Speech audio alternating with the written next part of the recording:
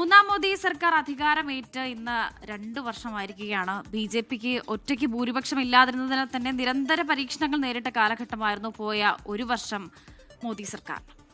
സബ്കാ സാത്ത് സബ്കാ വികാസ് സബ്കാ വിശ്വാസ് സബ്കാ പ്രയാസ് മുദ്രാവാക്യവുമായി മുന്നോട്ടു പോകുന്ന മോദി സർക്കാരിന് പക്ഷേ ഇന്ധനവില വർധന അടക്കമുള്ള വിഷയങ്ങളിലെ ജനങ്ങളുടെ പ്രയാസം വലിയ പ്രതിസന്ധി സൃഷ്ടിക്കുന്നുണ്ട്.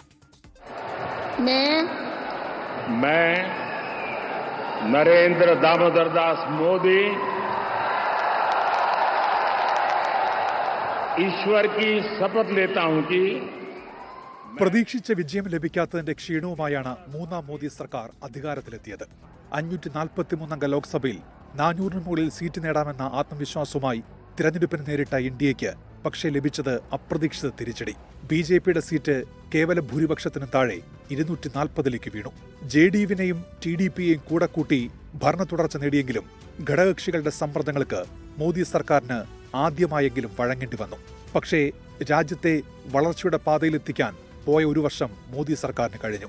ജി.ഡി.പി വളർച്ചാ നിരക്ക് ഉയർത്താനും ലോകത്തിലെ ഏറ്റവും വേഗത്തിൽ വളരുന്ന വലിയ സമ്പദ് വ്യവസ്ഥയാക്കി രാജ്യത്തെ മാറ്റാനും കഴിഞ്ഞു. പ്രതിരോധ മേഖലയിൽ വലിയ തോതിൽ തദ്ദേശീയവൽക്കരണം നടപ്പിലാക്കിയ സർക്കാർ ഫ്രാൻസ്, UAE തുടങ്ങിയ രാജ്യങ്ങളുമായി വൻ കരാറുകളിലും ഏർപ്പെട്ടു. അതേസമയം തിരിച്ചടികളുടെ നടുവിലാണ് മൂന്നാം മോദി സർക്കാരിന്റെ 2ാം വർഷം. ഏപ്രിലിൽ പാർലമെന്റിൽ അവതരിപ്പിച്ച നിർണായകമായ 3 ഭരണഘടനാ ഭേദഗതി ബില്ലുകൾ പരാജയപ്പെട്ടതും പ്രതിപക്ഷ കക്ഷികൾ ഒറ്റക്കെട്ടായി ബില്ലിനെ എതിർത്തതുമായിരുന്നു ആദ്യ തിരിച്ചടി. വർദ്ധിച്ചുവരുന്ന തൊഴിലില്ലായ്മയും വിലക്കയറ്റവും സർക്കാരിനെ പ്രതിരോധത്തിലാക്കുന്ന കാഴ്ചയും പോയ വർഷം കണ്ടു.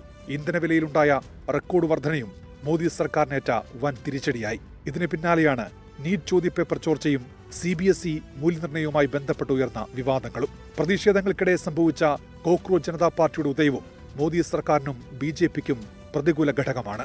അമേരിക്കയുമായുള്ള വ്യാപാര കരാർ ചർച്ച അനിശ്ചിതമായി നീളുന്നതും ട്രംപിന്റെ ഭീഷണികളും മോദി സർക്കാരിന് മുന്നിൽ വെല്ലുവിളികളായി നിലകൊള്ളുകയാണ്. Research desk 24.